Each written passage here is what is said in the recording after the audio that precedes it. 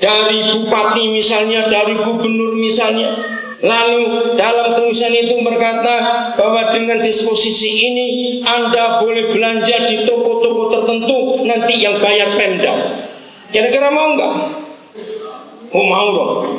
Nah, kita mendapatkan bagian dalam kodrat ilahinya ini luar biasa.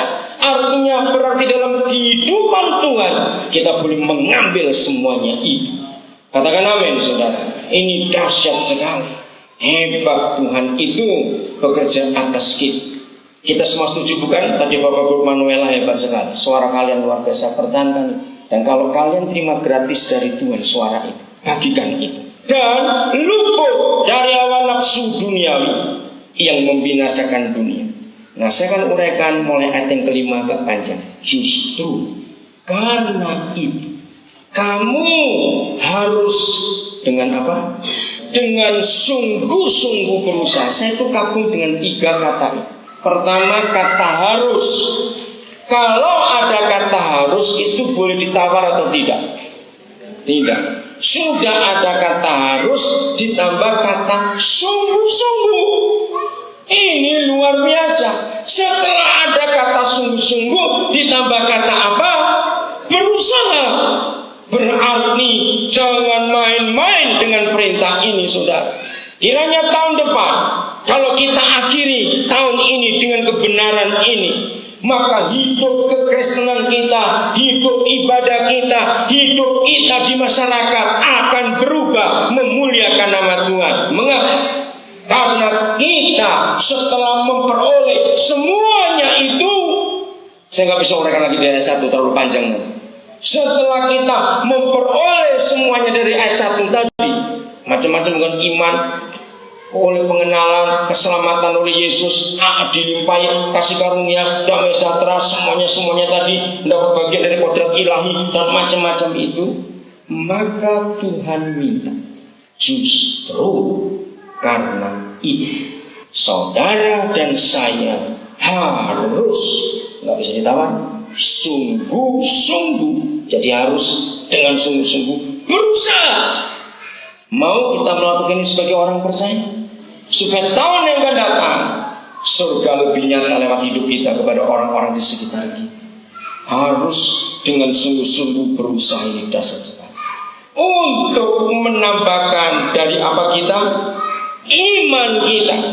Untuk menambahkan kepada imanmu. Karena ini yang pertama kali kita terima dari Yesus Tuhan kita diberi iman.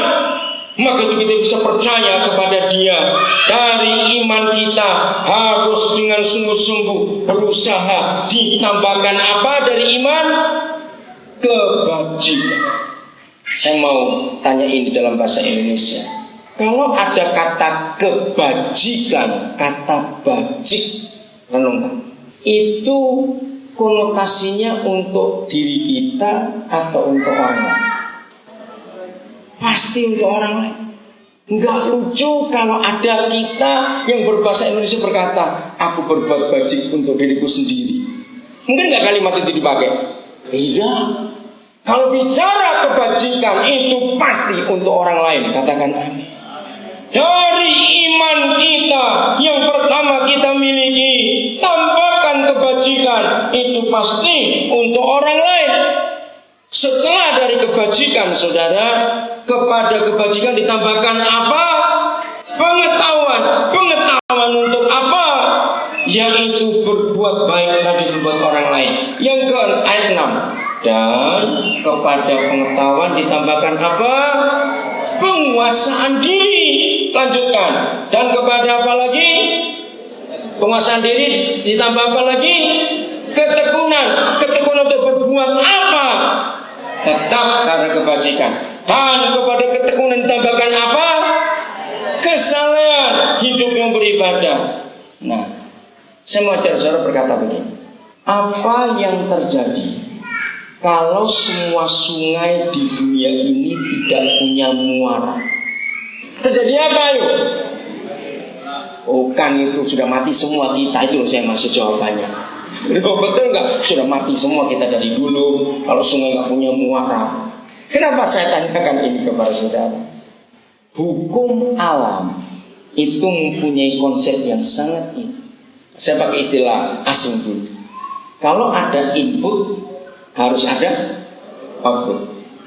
Yang ngerti mesin akan tahu. Bayangkan kalau semua mesin sekecil apapun mesin itu lalu nggak pakai knalpot, coba jawab, jadi apa itu? Meledak, bukan gitu, mati yang jalan ke mesin itu. Nah, seperti itu konsep hidup Kristen. Apabila manusia Kristen itu egois, hidupnya nggak pernah punya muara. Hai, dengar engkau yang selama tahun ini input saudara luar biasa, tapi saudara buat output kecil sekali. Loh, ngerti nggak ini? Ayo, berapa banyak yang kau timbun tahun ini untuk dirimu sendiri, dan saudara nggak pernah punya muara, mati kamu, meledak hidupmu. Betul tidak? Renungkan ini. Mengapa Bapa di surga menciptakan sungai dan pasti ada muara?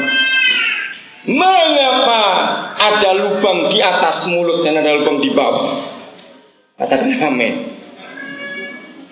Maka itu Kristen yang pelit, celakalah kamu.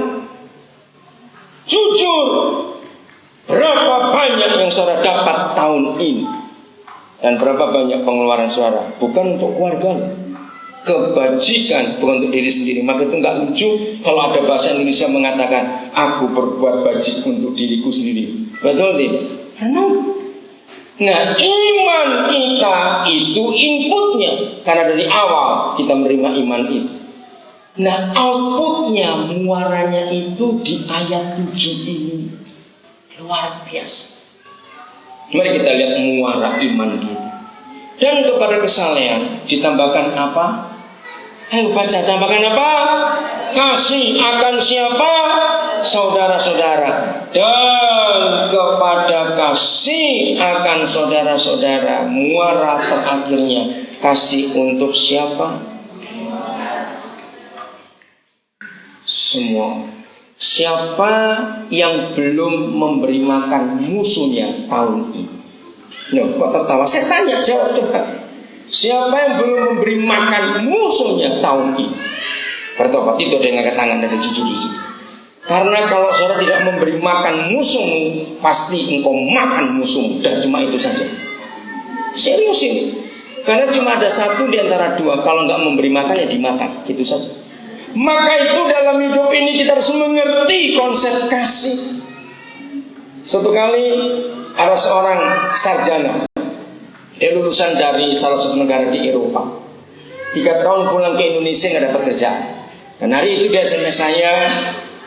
Dia bilang, saya sudah begitu lama melamar, ijazah saya ditolak di mana-mana. Saya tuh pengen kerja. Kira-kira di mana? Hari itu dia ada 2 pilihan, 1 Samarinda, 2 Lampung. Terus dia tanya kepada saya, kira-kira mana yang baik untuk saya? Karena dia berkata, saya ingin bekerja untuk cari makan. Nah, kata itu yang menggelitik hati saya. Terus saya balas, kalau semua orang Kristen konsep hidupnya kayak kamu, nggak ada orang percaya Yesus. Dia balik, apa urusannya? Saya balik lagi jawab, karena kalau kamu hanya punya konsep kerja untuk cari makan, itu bukan Kristen. Kristen itu begini, saya tuliskan, dan SMS itu disebarkan ke banyak orang. Karena ada beberapa yang balik tanya kepada saya, Kristen itu begini, kamu bekerja bukan untuk mencari makan, tapi kamu bekerja dengan konsep siapa yang bisa aku beri makan. Oke, dengar ini baik-baik. Hidup ini cuma ada satu di antara dua. Kalau saudara dan saya tidak pernah punya konsep siapa yang aku beri makan, itu pasti konsep orang itu adalah aku makan siapa. Catat ini baik-baik. Lo renungkan. Kalau kita tidak punya konsep siapa yang aku beri makan, pasti orang itu konsepnya siapa yang aku makan. Enggak ada di tengah-tengah. Coba cari tengah-tengahnya apa? Enggak ada dua ini. Ini ekstrem kanan dan ekstrem kiri.